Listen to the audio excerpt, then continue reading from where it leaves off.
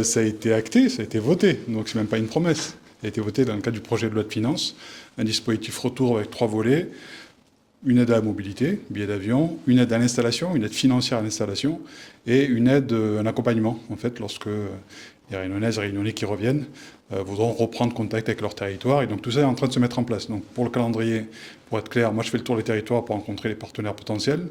On travaille sur le texte d'application et on prévoit de le lancer officiellement à la rentrée de septembre. Nous, on a une mission qui est de faire en sorte que la continuité territoriale, la mobilité soit assurée, notamment lorsqu'il s'agit de mobilité nécessaire, que ce soit pour les étudiants, que ce soit pour ceux qui veulent partir en formation professionnelle, lorsque ça n'existe pas sur le territoire.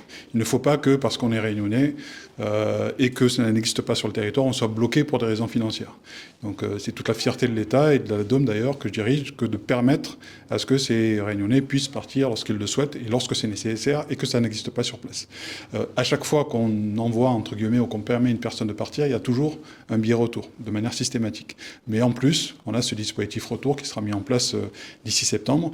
Et en termes de volume, tous les ans, nous progressons de manière significative. On est aujourd'hui à plus de 75 000 bénéficiaires. Ce qui est énorme.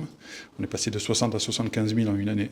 On a un budget qui est en augmentation, ce qui est relativement rare par les temps qui courent. Donc il y a une vraie priorité qui est aujourd'hui donnée par le gouvernement, par l'État, sur les questions de continuité territoriale. Et aujourd'hui, la DOM